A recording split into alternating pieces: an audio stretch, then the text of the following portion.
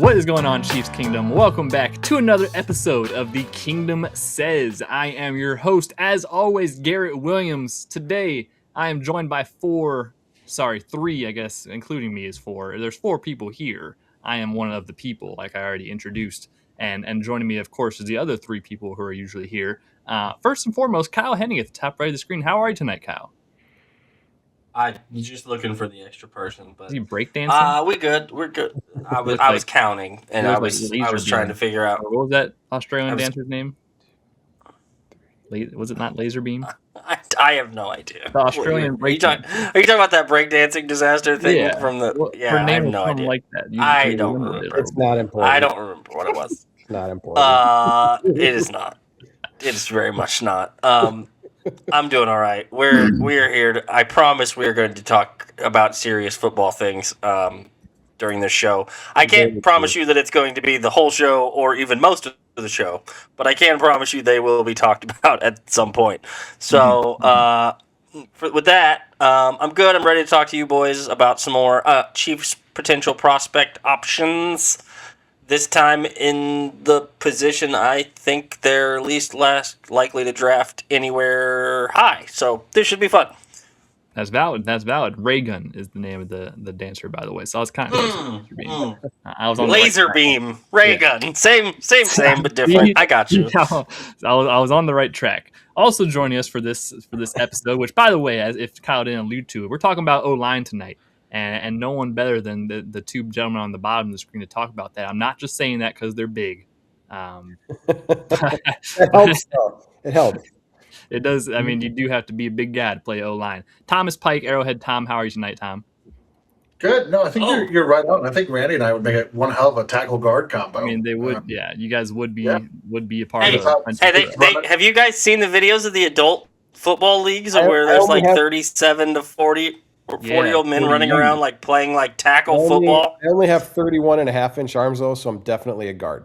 Ooh, yeah, no, you're good. I guess I should probably measure my arm length at some point.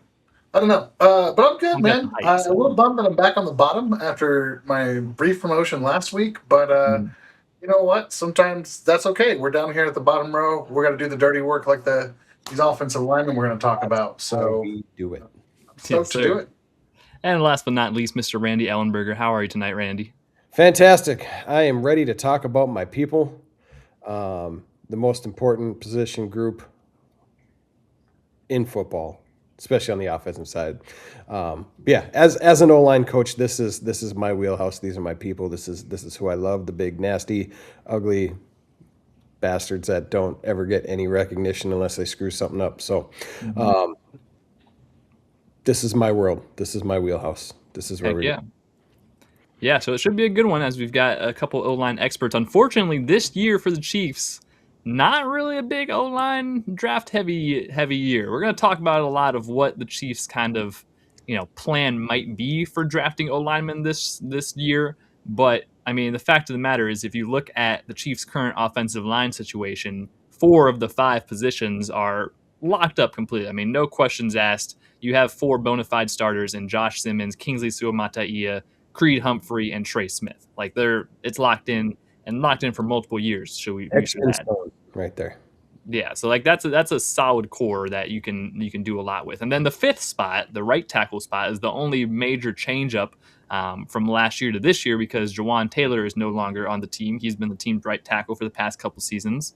And so, that is kind of the only maybe uncertain position on the Chiefs offensive line. Now, if you look at the Chiefs roster, they have a couple candidates for that already. Jalen Moore, right, who was a guy that we signed last offseason, 2-year deal, paid him a good amount of money. I mean, solid at least swing tackle money, if not starter, low tier starter money. He was kind of the swing tackle for us last year. He'll definitely be, competing for that right tackle spot. And then you have Esapole, who was an undrafted guy. Didn't make the Chiefs initial roster, went to the Jets, and then came back after he was released and had some really good showings, during that dark time of the end of the season last year where everyone was down and out. So, Randy, I'll start with you of what you kind of look at with the Chiefs offensive line and especially the right tackle position. Yeah, like you said, those other four positions, those are locked in. Etch those names in stone. And this is really going to be a super intriguing position battle in OTAs and training camp between Jalen Moore and Esapole. Those two are going to battle it out tooth and nail to grab onto that starting right tackle position, and I think whoever wins that job, I think he's going to do a completely adequate job. Like I'm not going to go out and say that either Pole or Moore are going to come out and light the world on fire and be an all-pro right tackle, and that's not what we need them to be. If that does happen, however, hell yes, like I'll take it. But these two guys are more than adequate at taking that spot. And really solidifying what really could be one of the best offensive lines in football. So I mean, looking at the roster, yeah, like offensive line is not a huge need for us, and you see all these NFL draft pundits and wizards that know all and see all, and they hear all the rumors and they do all the things, and they put out mock drafts to like the one today that has Fano going number 9 to us, and we're like, what? Like it doesn't make sense. Like out of all the holes that Source we have in on our that one, I would consider the source on that one. yeah, it's just That's all like I would say about that. it's all just it's gaslighting at this point is all they're trying to do. Like Well, they're it's trying to lying get under our season. skin. They're trying to get some clickbait. Yeah, everyone's throwing smoke screens and they're saying stupid shit, but all it does is annoy me because like pull your head Well, out of your ass and I stop. know, but here's the thing. It's lying season. So the Chiefs are Yeah, also out there, and the Chiefs are an organization that the only time information gets out of that building is when they choose for it to. it's like I was And telling whether Garrett it's before. accurate Yeah, or not does not mean it's right. Like they also let false information out of that building on oh for sure. purpose. Like I told Garrett So earlier, it was like the only way this makes any sense is if it's someone within the Kansas City Chiefs organization is paying these morons to say these stupid things just to get that information out. Like oh that's the only yeah, feasible reason for paying them anything. in future. I'm gonna give you this piece of news Yeah, later. maybe. I'm gonna Yeah, give you this I don't something even down the I don't street. even think this is like necessarily inside info getting leaked or anything like that. I mean, maybe like a couple of people, but like there's a lot of people like there who definitely have no affiliations or connections or anything who just look at our roster and evaluate and say, "Hey, Chiefs needed a right tackle at 9." Like there's plenty of unaffiliated people that are I right. feel like we're saying that are Yeah. like not Well, just I the guess guy big that guys. wrote the one with Spencer Fano at 9 today is definitely one of those people who has absolutely no ties in Kansas City, but Yeah, just and put that also out there. no idea about the Um, Chiefs roster period, I think. Right. Exactly. well, so here's the other part. And if they were to go look at the Chiefs website right now, look at the unofficial depth chart, Josh Simmons isn't at left tackle, so they would know if they were just going off the website, Right. Mhm. Yeah. So, So um, let me Yeah. maybe. I'm gonna say this. I'm struggling to say this in a way that's not wildly speculative or trying to stir the pot. Oh, we like a So little I'm pot gonna stirring. start by saying this is entirely speculative. you trying not to stir the pot? Are you? I Somebody am. check Tom's temperature. So well, okay. So this is entirely speculative and maybe I don't want to say even reading tea leaves, just speculative understanding. So Josh Simmons, awesome offensive tackle when he was on the field last year. I think we're all sitting here being very confident in his ability. Now, he also missed 9 games last year. Scout's upset that I'm even putting this out here. We're upset too, Scout. We're with you. Yeah. So, but and some of that was injury, but also some of that was this mysterious, hey, we're going to be gone for several weeks. Now, we have never had a team source officially confirm anything. That's where I'm like, I'm not here to speculate as to what it was or how that was. We know that it was some type of personal matter that needed to be attended to. There was a lot of conversations that happened around that situation, and even the people who love to go back and go, yeah, we had this, we flagged this in the pre-draft, whatever. We don't have that information, but the Chiefs do. And so there's also a matter of their confidence level in whatever that situation is or could be, or if a similar situation is possible. I'm not saying That's why he's not on the website. So I'm not. I'm just saying. I'm not saying that it's. Well, I think he's done on the website because he was on IR. So Yes. I think that there is a chance that there's conversations about.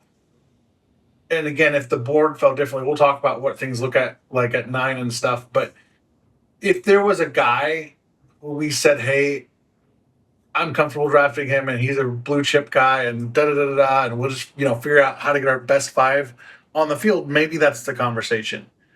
I don't think that's the conversation.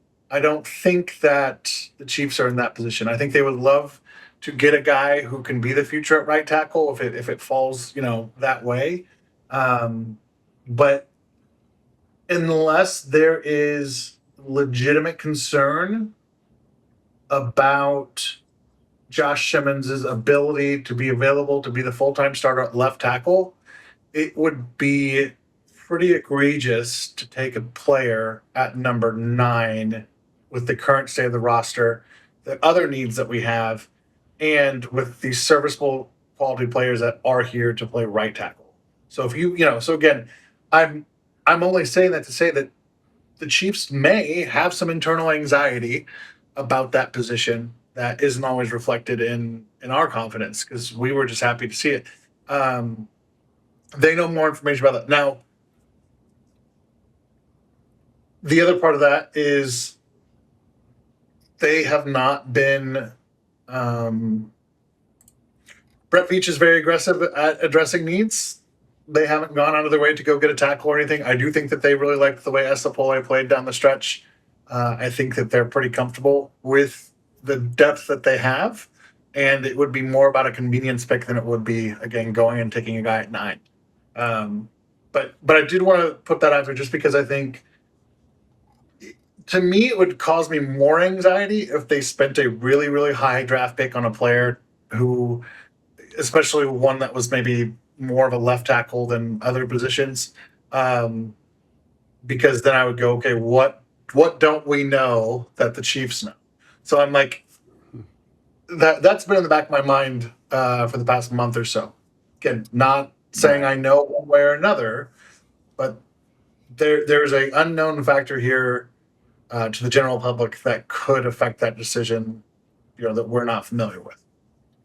It could. Yeah, that's definitely a valid factor to consider. The Chiefs know that situation a lot more than we do. And like Tom said, if they drafted a guy who had a lot more left tackle experience, and their plan that they said was to flip him to right tackle, just it would raise some eyebrows for sure because the long term availability of Josh Simmons could potentially be in question.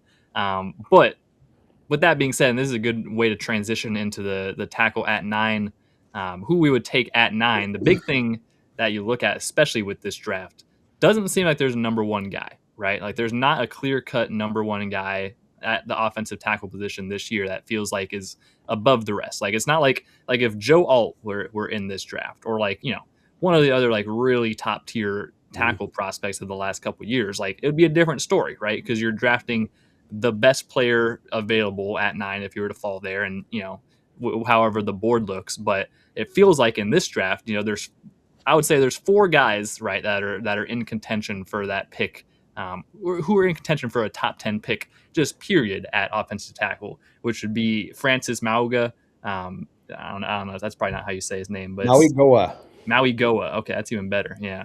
Spencer Fano, Caden Proctor, and Monroe Freeling, right? Those are the 4 guys that you could even entertain being a top 10 pick in that top 10 pick conversation. But there's not one that's clear above the rest. I mean, I'll leave it to the O-line guys to kind of evaluate, Randy, how you feel about the top guys. But it doesn't seem like there's a top guy that's kind of above the rest. No, in my opinion, I think there is one guy above the rest, and that's Maui Goa. Watching that dude throughout the college football playoff just play downright mean and dirty and just have that nasty mean streak that I absolutely love in an offensive lineman. I think he is number one, and if there was a 1A, 1B, it's him and Fano, but I think Maui Goa is one. I think there's a slight gap. Then there's Fano. Then I think there's another gap. Then we're talking Freeling. And then Tom and I are on the same page that Proctor can go kick rocks. So Yeah. Yeah, let's summarize that real quickly just to deal with the Caden Proctor conversation, which I don't think that he will be a guy who's really in contention or consideration there, but people talk, people throw names out. Caden Proctor is the same offensive tackle prospect we've seen out of Alabama for the past 2 decades that's come out, been a top 10 draft, and then completely busted. Again, struggled with weight, bigger than everybody else, supposedly very athletic, but didn't reach his potential. He's Alex Leatherwood all over again. So yeah, he could end up being whoever. But you could pick a name out of a hat, Randy. There's been like 7 of them. Oh, I know. Tom is right. We've seen the same movie over and over and over again. Yeah, we can let somebody else take a swing on that one. And I think we've already it's usually Vegas. Like I think I can think of like 2 or 3 that the Raiders have drafted. Yeah, and I think we've already spent more time than we probably should have talking about Proctor. So Alex Leatherwood. Yeah. Alex Leatherwood, ladies and gentlemen. But yeah, like I mentioned, like Maui Goa, I think is the dude. Like I will say the only one. Like if there was some weird ass way that it went to 9 and tackle was the pick, this is the only guy that wouldn't send me through the roof in a pure fit of rage. Mm-hmm. I think I'm with Randy on that part. It's the only one that's not going to send me into sheer like cardiac arrest. Yeah, he's strictly because he's just so fucking solid. Pardon the language, but that is a monster of a human. And when he puts his foot in the ground, whichever direction he is going, when he decides to go, is where he's going, and it doesn't really matter who the other person on the other side is. And you're going with him. He's going to take you wherever he wants.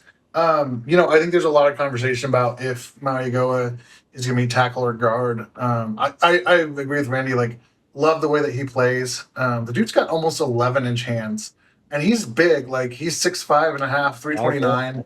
And he moves in a way that you wouldn't like. When I saw this, I was like, "There's no way this kid is actually that big." And then I saw that he's Samoan. I'm like, okay, it makes sense. There's conversations about his arm length. Yep, that big. Yeah, about his arm length. We're going to talk about arm length at big points in this conversation. Here's just a blanket statement. So the threshold is generally 32 inches. We saw what can happen when you have a shorter arm player. That's a struggle. Different teams have different opinions on it. Historically, Andy Reid and the Chiefs have been size queens. They want their inches. So I think that's worth considering. I also think it's worth considering that for whatever reason, the past 2 years at the NFL Combine, that arm length measurements have been super inconsistent and have conflicted with other All-Star games. We talked about that. So keep that in mind. If we're talking about a guy who's close, one way or another, that may be a factor. 33 and a quarter inch is what he had at the Combine. He might be closer to 33 and a half because I think they were pretty short this year. I worry more sometimes about that speed and just getting out of his sets and getting to those angles. He does a pretty good job at it at the college level, but you can kind of see where some people who are saying maybe he'd be a better guard. Either way, he's going to bring in up the level of your offensive line play. Younger player, he's a junior, a true junior. Love watching him play. He's like a souped up Kingsley Suamataia. Wow, I should be able to say his name. In the sense that like big guy, I believe in him at tackle, but might be an even just a higher floor as a guard. I will say Spencer Fano, he just feels so finesse, and I'm not there with him. I know some people love him. I'm not there. And I actually would rather take his teammate Caleb Lomu later in the draft. And then I will say I'm a big fan of Monroe Freeling and was before the Combine when he had his big showing, and all of a sudden people were saying he could go at 6. I don't think he goes that high. These offensive linemen's agents were doing some work. But I think if you're talking about a kind of a projector, tackle with the athletic traits and the size and all those things that you want. Yeah, Monroe Freeling, he's got growth to have, but also I think he's one of those guys can do right, left if you need to. I wouldn't take him at 9. But Can I'm we also can we talk about Fano real quick, Tom? sure. His arms are 32 inches, 32 and some change. 32 and Yeah, change. Yeah. and he played. So he played right tackle. I mean, I know, but I have news for people. 32 inches. Andy and Co are probably going to put that in the discard pile. Yeah, Well, the it's big a thing I tough think one. when you talk about arm length, and like Tom mentioned, the discrepancies of the combine and different all-star games with the measurements and all that. You can, if the Chiefs have any top 30 visits scheduled with any offensive lineman, you can bet your bottom dollar that they're going to They'll break measure out their them. own. They're going to break out their own tape measure But and get to the but bottom. my of their point tape is like measure. what's their threshold is usually one of the higher arm lengths in the league based on his average. Isn't it like 33 and a half, 34? Basically, 34, isn't it where he yeah. cuts it off? 34 is pretty Yeah, long. you know I'll say this about that conversation. We're just seeing more players get chances who have an average who have shorter arms, and so it's not weird to see it. I mean, I think there's an overall trend with it going kind of. Um, I agree with that. The thing is, the Andy thing, taking look, taking a premium position on a guy who doesn't Yeah. fit their trait background does not Yeah. strike me as a highly likely Chiefs thing to do. Is my point there, because Yeah. for all of our commentary on which look, I'm not a huge like if he doesn't have the right arm length, he's gonna suck at football. That's not my thing, but. Mhm. I know we talk about stuff with this team and this organization. They have their preferences, and you have to be a special player to make them go, I'm going to ignore my preferences and go ahead and go do this. We've seen it before. Like Trent McDuffie did not really fit their cornerback build, but they traded up and went and got him. He was not from south of the Mason-Dixon line. He was not a long, big, physical corner. He was not. Yeah. He was not their normal norm. So you sometimes. can break the norm, but you have to be a special player to do it. And I just don't think Spencer Fano is. Tom already mentioned he'd rather draft his teammate later, and I agree. I'd much rather look at Lomu later on and at 29, Lomu or 29 or 40. Not picking a tackle. I'm gonna just dunk on Fano. And I bet- I think too that Fano is. I'm not trying to dunk on him. I just don't think he's special enough to make them break their preferences. Oh, for Well, sure. especially too if you look at like Andy Reid, offensive lineman, right? Like obviously, arm length is always a big conversation. Boy has but a type.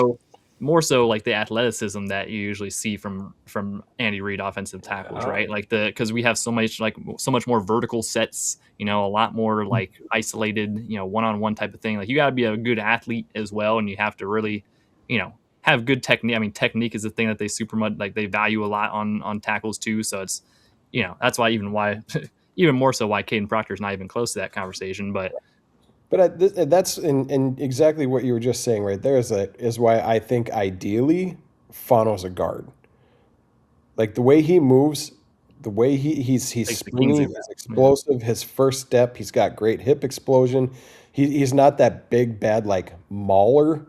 Like he's not as physical as Maui Goa is, but I think Fano works. I think he moves. I think he moves extremely well, and he reminds me a lot of the tackle from Washington last year that moved in. Blanking on his name right now. Matt Rosengard. No, Rosengard played tackle, but it was the other tackle that slipped in to play guard in the NFL now, and I'm just completely blanking on his name. Yep, me too. I'll find it. Hold on. Yeah, but that's what he reminds me of. He's like a really good player that probably could be a good tackle, but he's going to slip inside and play guard, and he's going to be really, really good. Yeah, it's hard for me because everything I've heard about him and as people have conversations, sounds like a very coachable kid, very good kid, somebody who's worked hard, done everything that's asked of him, has done the best with what he's got, and I think he does have the athletic ability, but the size, and it's one of those things where we've had this conversation, we'll have this conversation again in the near future about when somebody's arm length or somebody's size shows up on film. And I think for him, like I've seen him get pushed around by bigger guys with longer arms, that strength component, the ability to to anchor. And I mean, like, he's a little on the lighter. A 311 at 6'5.5" is not skinny, but like it's it's not the 329 that we're talking about with Maui Goa.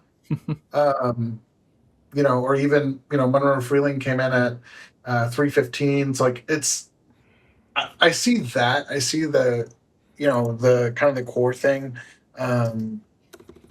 I think Fano will be able to start in the league. I don't know how high his ceiling is going to be. So that's kind of what I'm at. That kind of, I feel like that concludes what the tackle at 9 conversation. Obviously, if you haven't, if it wasn't clear enough, we are very against tackle at 9. I think unless the board is absolutely horrendous, and Francis Mauigoa maybe is still sitting there pretty, but even still, I mean, I just don't know with the amount of other positions of need. I feel like you have to do something besides tackle at 9. Now 29 and 40, that's the next conversation we'll have, because that's a little bit, you're approaching a better range, right? You're approaching a better range of depending how the board falls, if you're liking the prospects or not. Like, there's a lot of guys who could be available at 29 and 40, but Monroe Freeling, if he falls to 29, that'd be super ideal, right? There's obviously Max I can anchor. Is that, Tom? Is that how you say it? Is he? No, hold on. Not sure. Not sure. I've been working on that one. I don't think that's right. I'm gonna break it. Not sure. I can. Yeah. Mike Akinakdor and also Caleb Lomu, like Tom mentioned, another guy who could be available at that position. 29. Are we considering it more, especially with some of those prospects? No, that's what his name was. Who? Sorry. Finally found his name. Oh, Fontenot. Oh, Troy Fontenot. Yes. The Washington lineman. Wow, that came late. Right. I know. I was searching. I was just complete. I wasn't going to stop. That's good comp. That's good. Yeah. Okay. So we're going to kind of lump 29 and 40 in together here, I think, just because I think that all things considered, the guys that you're going to take at 29 and 40 are going to be kind of the same list of players. There's not somebody who I'm like, if I felt good to take him at 29, I'd probably feel better about taking him at 40. But there's like, yeah, what are you taking? We're talking 11. I don't know what just happened, Tom. I don't know what just happened to you. I thought it was just me for a second, Garrett. I was like, "What in the hell is a significant glitch in the matrix right there." Yeah, rewind like 15 seconds into that time. Yeah.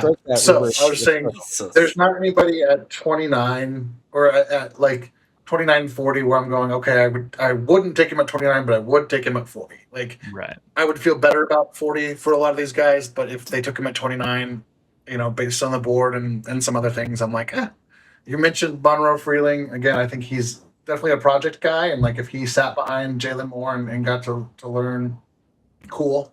But big, athletic, not the most polished, not the most productive guy. I think I want to see him get stronger, especially for how big he is. And just like getting out in space. He's one of those guys that's 6'7". You kind of see that with his length, where he kind of has those gazelle-like strides as an offensive lineman, and you want it to be a little bit more condensed and a little bit more, keep your feet on the ground, keep your power. Especially as you're flowing outside. But I think he would be good value there. Randy, what are your thoughts on Lomu and Freeling? I think I mentioned this to Garrett a little bit earlier, pre-show. I was waiting for you guys to show up. I don't like late risers in the NFL draft rankings, especially when it comes to offensive linemen, because that just means that you're watching a lot of combine, you're watching a lot of pro day numbers, and you get sucked in with the analytics. I'm like, this is the one position to where you can't get sucked into any of that, because it literally, none of it makes any goddamn difference. Like, you need to watch the tape, period. Like, if this kid can play ball, you need to watch it on film. and not when he's doing the underwear Olympics, doing a couple of drills and running a 40, for God's sake. Like, that doesn't matter in this. So when I see guys like Freeling, who I liked during the season, like, he didn't light my world on fire, but he was solid. But you see him after the combine and the measurements and the pro day and blah blah blah. You see him start to climb that ladder. Same with guys like Blake Miller, Chase Basantis. They start to just crawl up there just because their measurables look a little bit better. They looked great doing the drills in the combine. Maybe they interviewed well. Blah blah blah. Whatever. Go back and watch the tape. Just, like, I don't want to hear any more nonsense. Go watch the tape. Can he move? Does he move the line of scrimmage? Is he physical? Does he finish blocks? Does he play not just to the whistle, but does he play through the whistle? Like, does he put guys in the dirt, and does he help them up, and does he put them back in the dirt on the next play? Like, I want to see that kind of thing. So when it comes to guys like Freeling, I think he's a little bit more finesse. I think Lomu has a little bit more of that nasty in him. And when it comes to like Lomu and Fanu, like, Utah had some dudes playing bookends over there. Like, they had a solid. So good for them. But they're both. I think they're both really good players. I think they're both very similar. I think Lomu's a little bit more physical than Fano is, and I think he's more physical than Freeling. But again, like you said too, like, they're going to be in that 29 to 40 range. Do I want to see us take a tackle at 29? No, I don't. Do I want to see us take an offensive lineman at 40? Yeah, probably not. But this is that kind of range to where these guys are going to start showing up and coming off the board.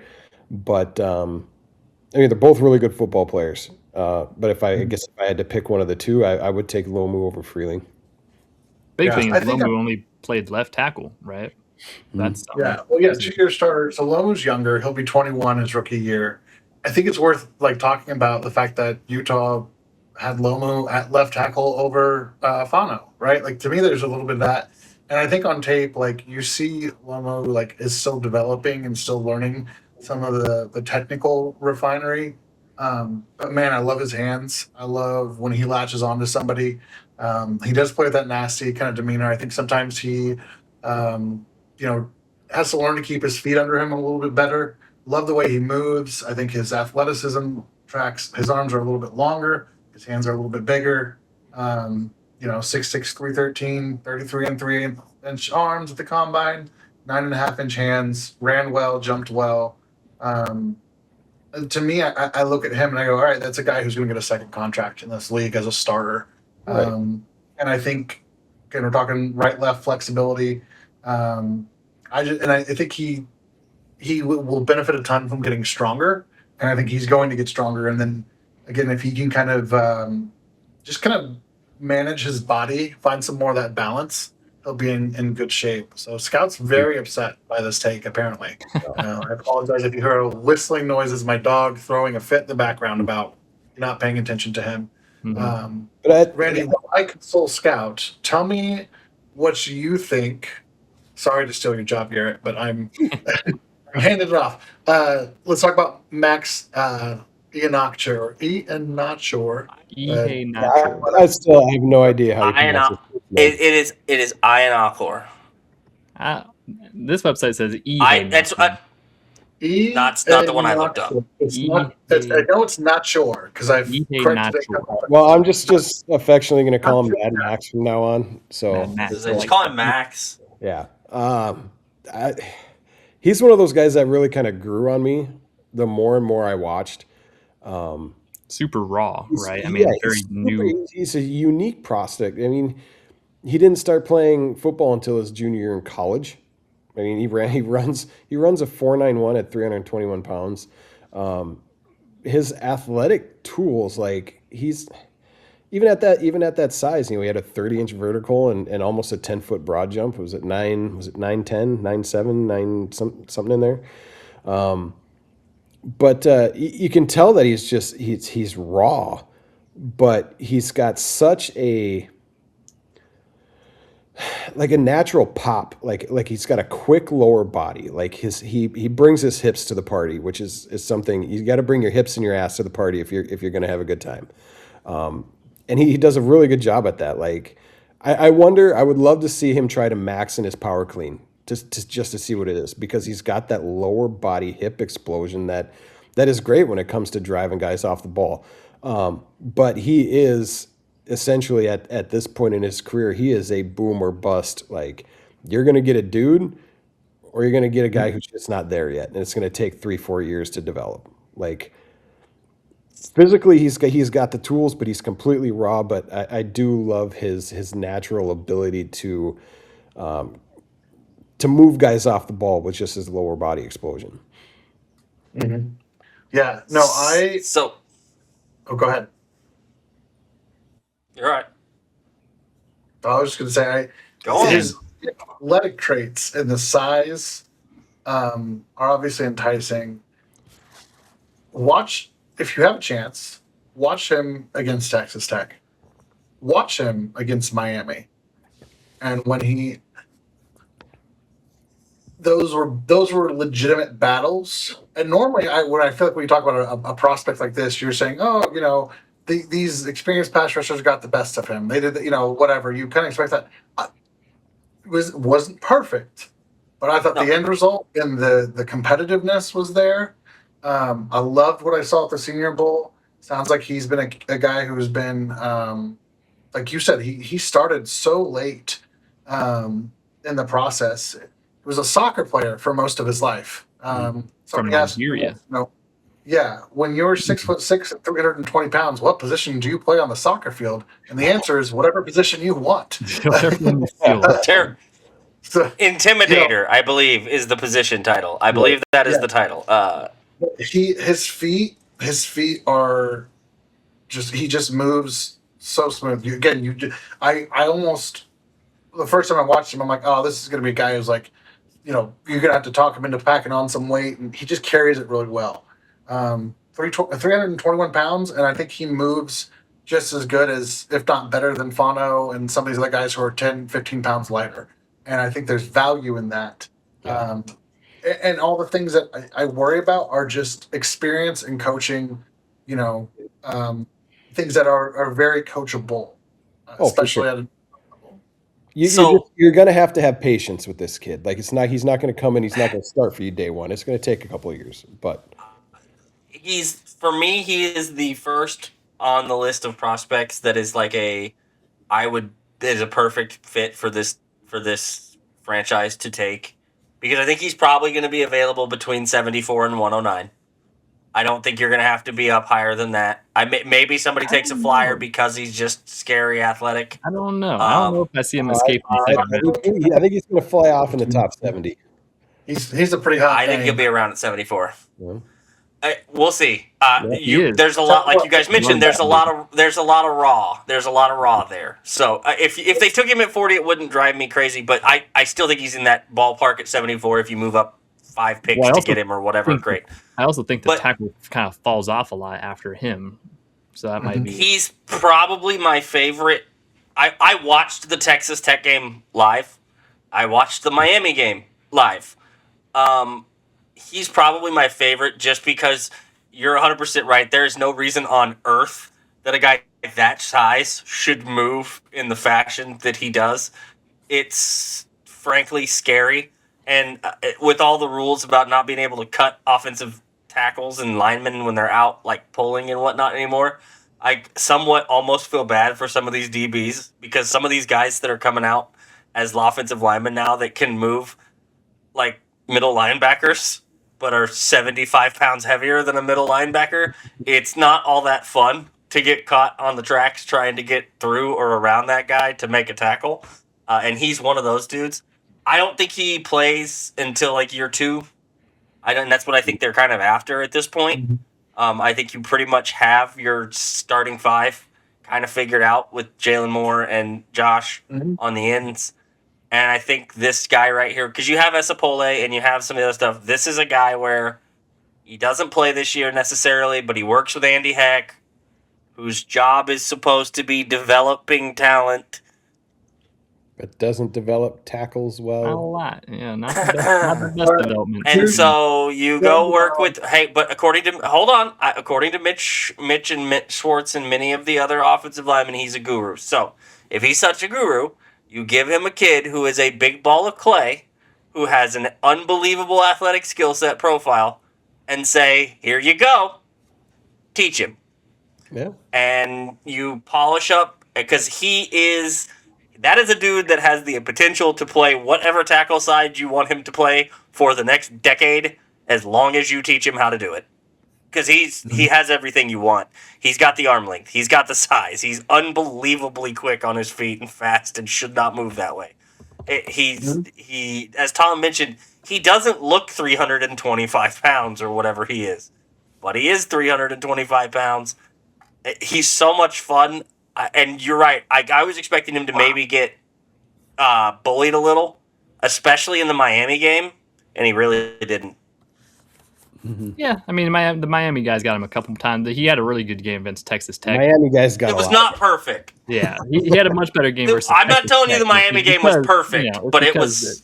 Miami has the better pass rushing duo, obviously, than Texas Tech does. So, I mean, I would, that's a later conversation for. That's a next week conversation or a later in the week conversation. But yeah, he's a fun prospect, and I think if he were to take him at 40, because I really don't think he's going to be available at 74. Unfortunately, I just don't.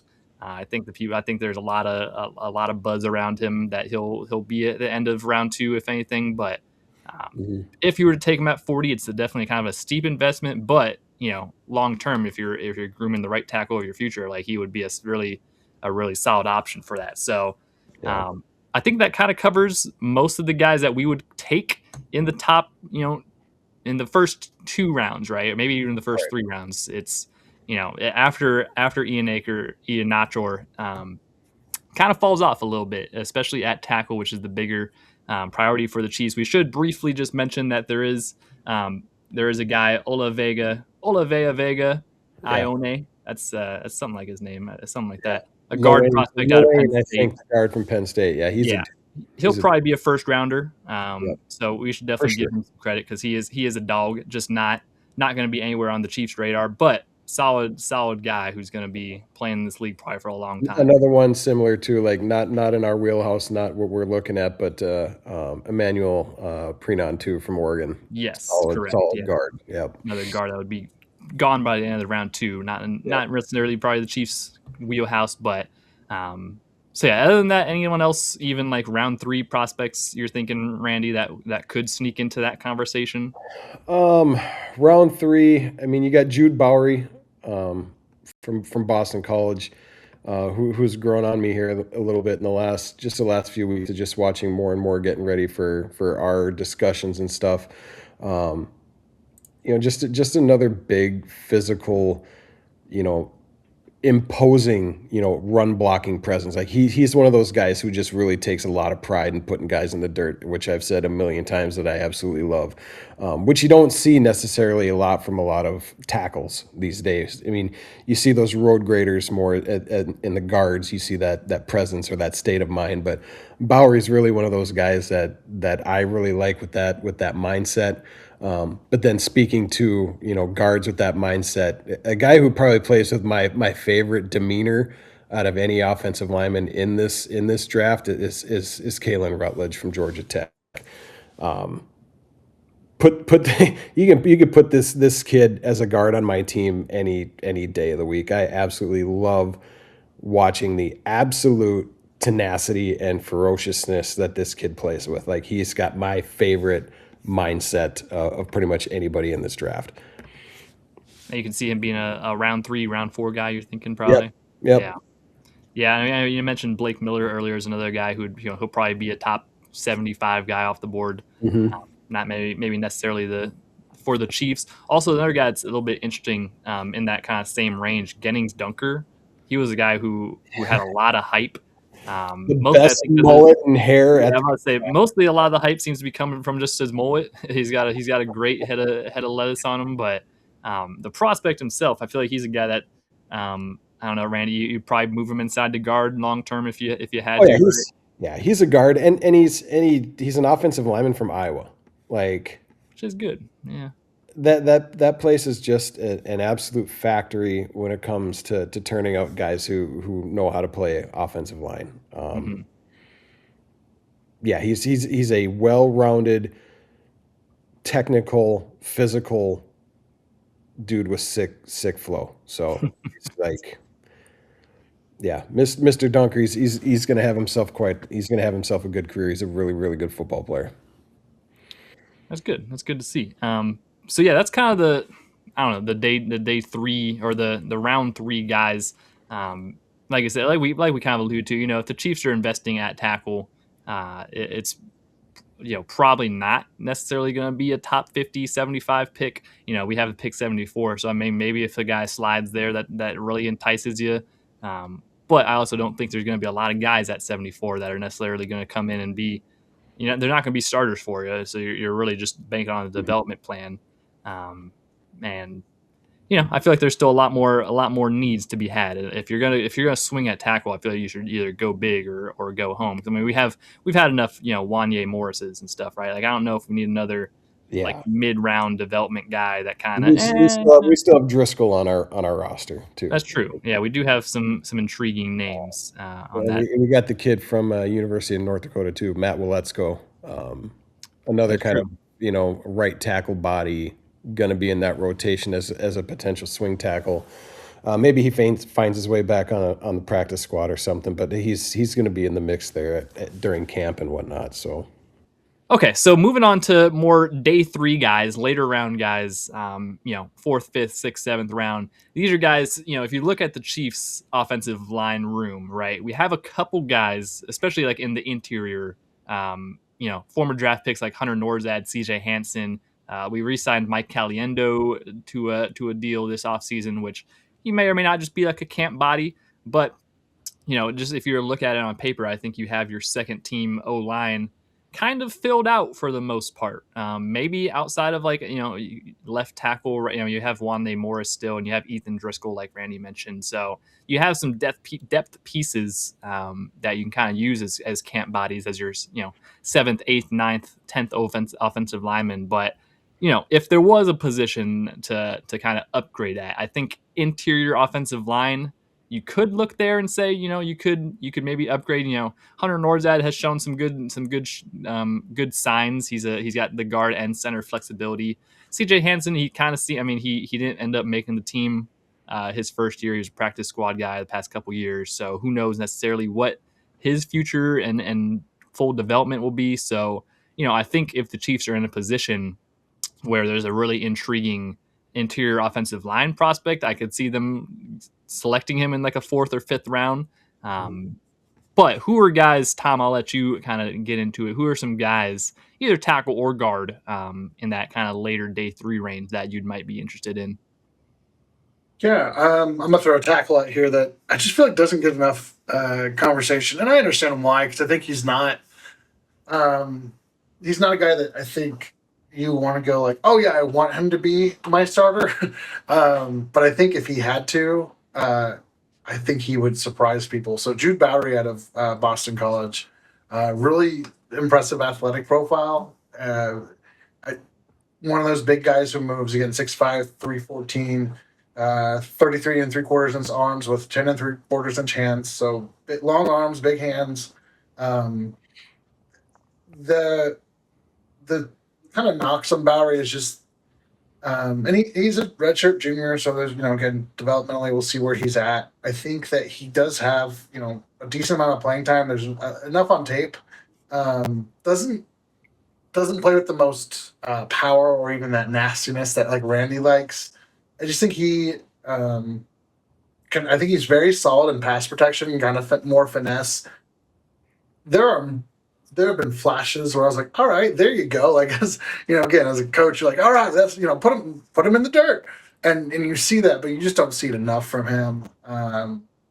But if he's a day three guy and you need him to be your backup, like here's the biggest thing: if you have a starting tackle go down, yes, like you could kind of cover some of those things in the run game. You can bring a tight end to help. The number one job a backup tackle has is not to get his quarterback killed. And I think Jude Bowery is a guy that if you brought him in and had to have him start for a game or two, at left tackle, right tackle, he can keep your quarterback alive. I'm going to say this name, and it's going to be a name that people are kind of in a negative association with because he was taken in the first round and he was a bust. But when he was in Kansas City, he did pretty good. Cam Irving is the type of player that that I kind of see him as. Has he got the hype A man lot status to him at least? free than top 20 where Cleveland took Cam. But I think if that's the guy you're getting on day 3, and knowing that again he can be that guy to step in and keep your offense kind of plugging along, especially late in the season. I think there's a lot of value in that. Another one, kind of, because I know Randy's got some guys, but Demetrius Crownover, Texas A&M. If you don't go Max Ionacher on day 2, not sure. I'm going to say his name eventually, right? We'll get it eventually, yeah. Crownover, very similar in the sense of like athletic tackle, who I just think he has a lot more growth to do than Max does. A little bit older prospect, again, has more starts. Like you kind of wonder if he just is what he is, but could you bring him in and he function? Yeah.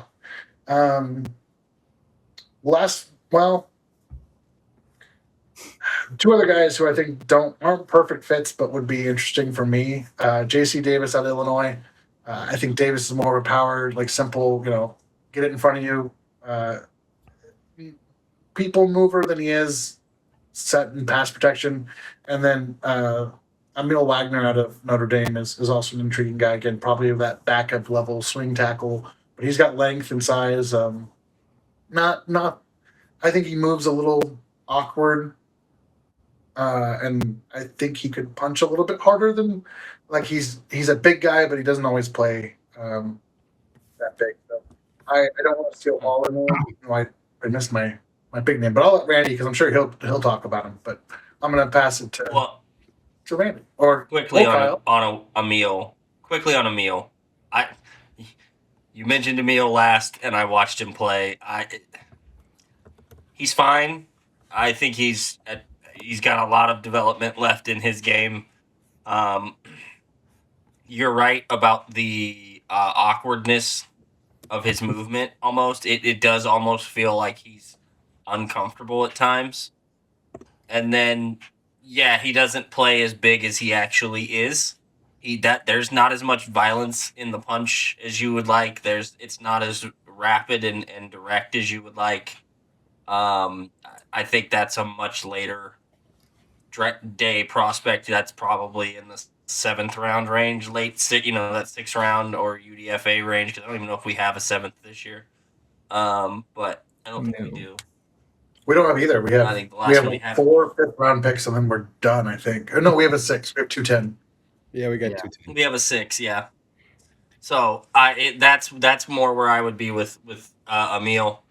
And I'll let Randy go. And then I do have one guy if he doesn't get mentioned. So okay, yeah, just a couple more names of guys that I think are intriguing, that can give you some flexibility to whether you play him at guard or potentially tackle, and that's Fa'alili Fa'amoa from Wake Forest. There's Samoan, obviously. Yep. Yeah, I like those guys.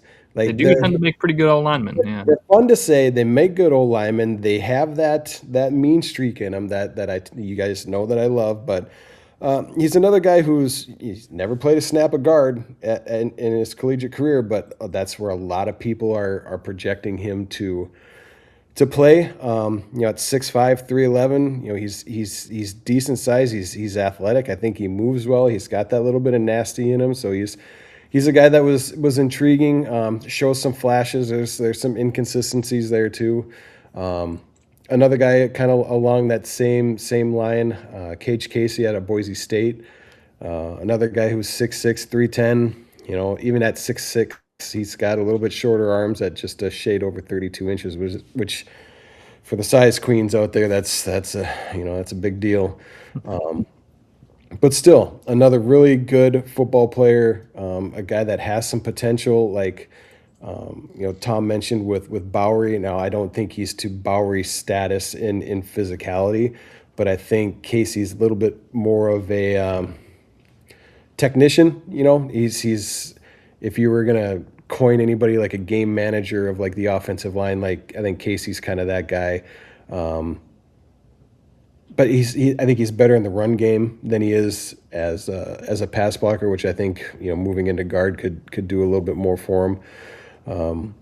Another guy too that I really like, who's got I think that elite mean streak in him, Jalen Farmer, who started at Florida and ended up in Kentucky.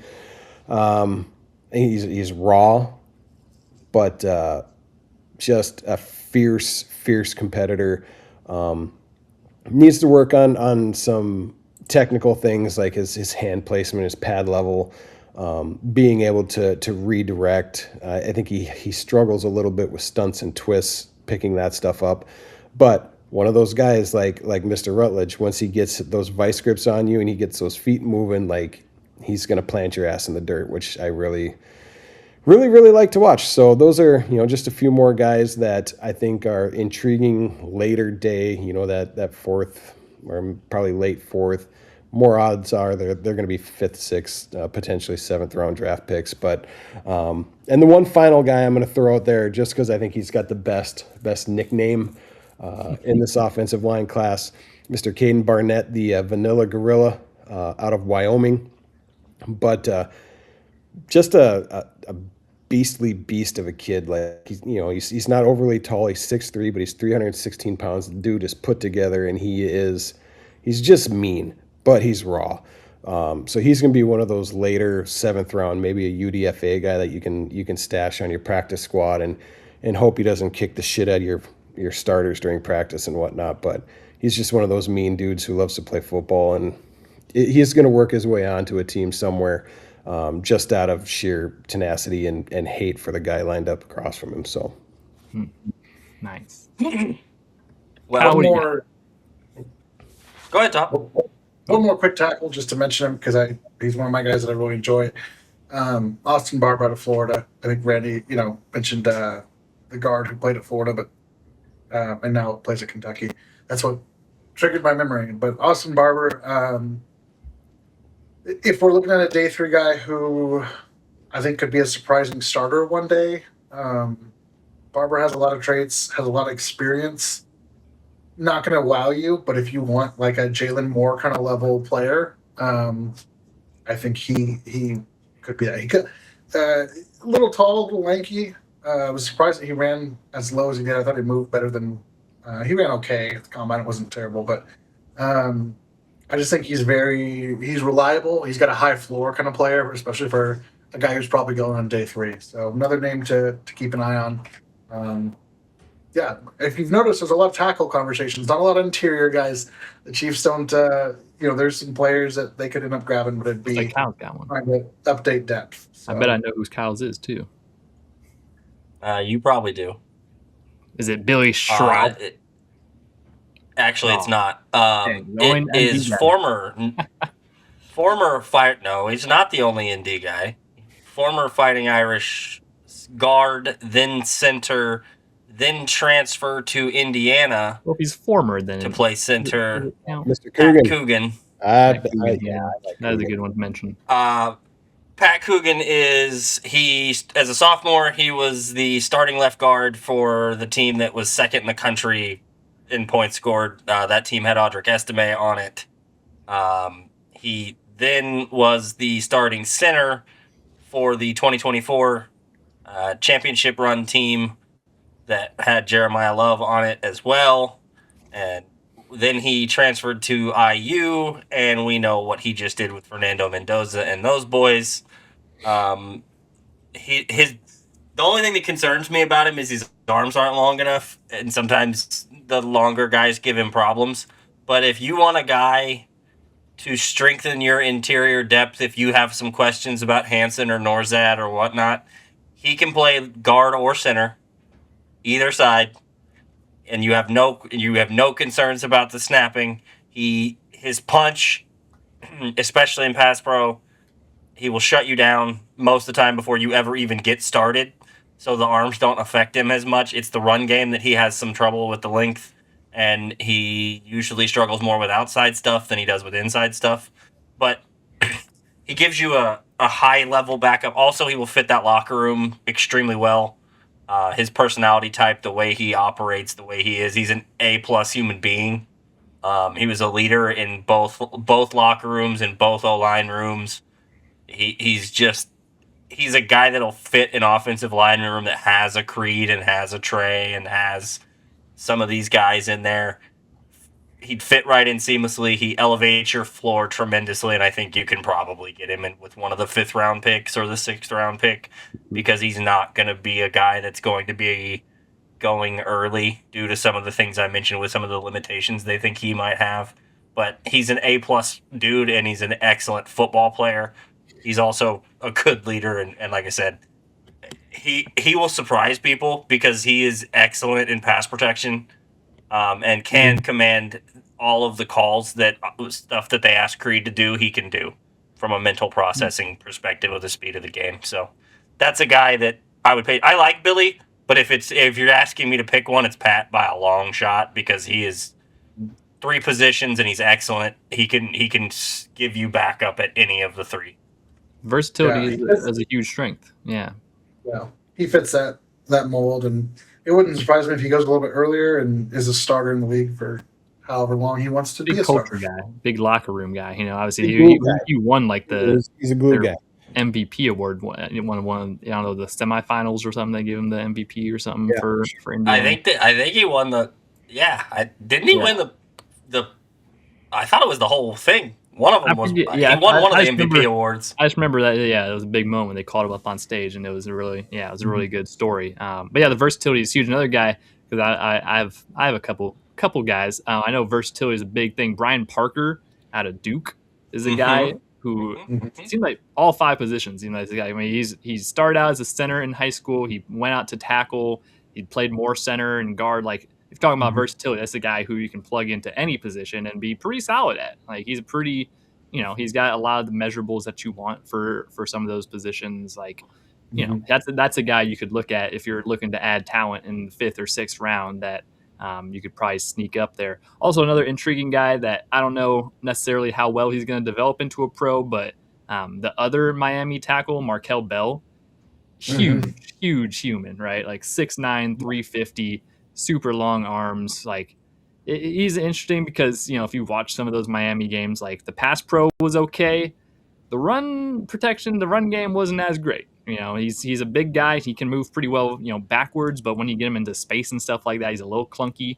But, if you're looking at guys who are, 5th, 6th, 7th round guys that you're looking to develop, I mean, he's not, he's kind of in that same conversation as the name just blanked on me. Who's the Chiefs backup tackle that we have that's like 6'7" or 6'8"?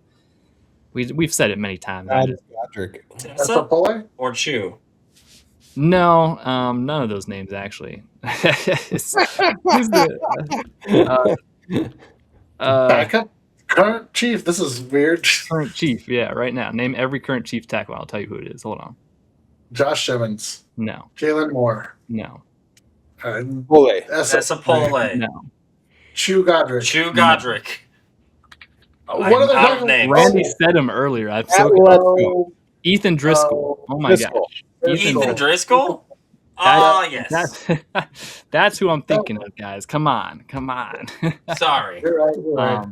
Yeah, he's another one where I feel like, Ethan might be a little bit better in space, but if you're just betting on a pure size of a human, I know the Chiefs don't usually do that a lot, but especially if he were to become a UDFA, I would prioritize him just to see what he's got, So there's a couple other guys. What about any other like later guard or center prospects that we can maybe? I mean, we talked a lot of tackles. Obviously, that's a big thing. You did say Billy's name. I guess he probably warrants a little bit more of a conversation. He's an excellent pass protection guard. And obviously he was part of the offensive line group that just helped Jeremiah Love and Jadarian Price do whatever they wanted to pretty much everybody. The only game that they even had a little bit of an issue was Miami, and some of that was more due to play calling and some decision making than it was even the run game itself. So I still have issues with how that game went. Neither here nor there, but he's excellent in pass protection. I think that's probably his biggest strength. He is more than adequate in the run game. He doesn't give you any center versatility. I don't think he's done any snapping of the football. I mean, at least not in a game rep situation. Yeah. Not at Notre Dame anyway. But you could. That's another guy where if you're just trying to build your floor of your interior room and give yourself a backup at two positions, you could do that. He's got plenty of technique. You've got plenty to work with, and he's already at a good spot. You don't need to have to. He's not Max, where you're going to be like, hey, I'm going to teach you all kinds of things. It's hey, how do you adjust your body a little bit? What can we fine tune and tweak? But you're definitely going to raise the floor and give yourself a solid backup. And if you're ready to start churning that backup position, which it seems like they probably should, since they signed Caliendo back as a camp body, and you have some questions about Norzad and Hansen, since they've really not been given a whole lot of opportunities over the last two seasons or whatever. So it's time to see what else that looks like. But if you're going to do that on like round 5, he's another guy that can go there. So. Yeah, I'm going to throw one more name out there. A guy that I don't think gets near enough love in this draft process for what he accomplished last year. So before even taking a snap at center, this kid was a state champion, the shot put in the discus, came in as a defensive lineman actually, and switched over to playing center. And ended up winning the Remington Trophy for the nation's best center. It was part of the unanimous All-American team that took home the Joe Moore Award for offensive line, and that's Logan Jones, center from Iowa. I'll say, as you were setting him up, I was like, this sounds like an Iowa guy. It just sounds. Yeah, I mean, he's a little undersized. He's 6'3". He's listed at 298. He's a little undersized, but this dude just fights. He absolutely fights his ass off, and he's great at pass protection, but he's just versatile, and he can lock that spot down. He can do anything that you want a center to do. Just a little undersized, which I think is probably the biggest knock on him. But like I said, he came in as a track star and a defensive lineman, switched over to center, and really just knocked it out of the park after that. So. That's what you got to look for, those track and field athletes and the wrestlers. That's the two big things. Anyone with those backgrounds, it's probably a good sign. If they played offensive lineman for Iowa, you can nearly bet your salary they were a wrestler at some point in their lifetime. Yeah. Mm-hmm. That's usually how it goes. Anyone else? Just kind of a thing. Last call on players. Tom, you got anyone else? No, I'm good. Nothing. Okay. We've named a lot of guys. Yeah, I think we nailed it. We talked about a lot of guys. Obviously, we've kind of we went through the process, right? The Chiefs aren't going to draft heavily into offensive line. We could see them adding some depth pieces. We think it's a bad idea for them to do it in the top, 40 picks, maybe 39 picks. Like, it's especially not in the first round. I think it would be pretty asinine unless the board is completely dead and there's just absolutely no one, which I don't see happening. There's always someone I'd rather take, I feel like. But just, a fortunate position that the Chiefs are in, because obviously the offensive line is extremely important. But they've done a good job there of retooling it the past couple of years to have a pretty solid setup without even adding any more guys. Unless, of course, if you believe the NFL Rooms account that we're interested in trading for Trent Williams. So that's one more, that's just one more thing. That's just one more thing on the list. So I think that's it. I think we're going to wrap this up. We appreciate everyone for rocking with us and following this along through this whole draft process. We've got more. We've got some very exciting positions coming up. Maybe the most exciting ones. Saving the best for last. Runners, kickers. Yep, exactly. Long snappers. Yep. Water boys. We can talk about them too. No, we're talking about edge, D line, D tackle, secondary, corner, safety, all that good stuff. Especially edge and defensive line in general is going to be a big one. and secondary, obviously, because we just lost like all of our secondary this past offseason. So that's obviously going to be a big one as well. So we've got a lot more down the pipe before the draft. The draft's about 2.5 weeks away, I believe. So it's coming up. It's coming up real soon. And we appreciate you all for rocking with us through it.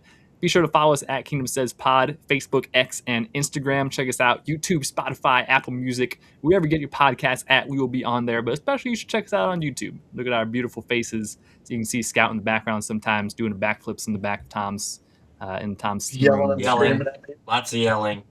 Yeah, a lot of disagreement with Tom's draft takes. You are neglecting me, and your draft takes are terrible. Listen, at this point, we might do a giveaway of Scout. That would never happen. Scout's a permanent member of the Kingdom Says team, so we love him, but he does get a little attention happy when we're all mouthy. So, all right, that's it. Thank you all for watching. Thank you all for tuning in. We will see you guys on the next episode of the Kingdom Says.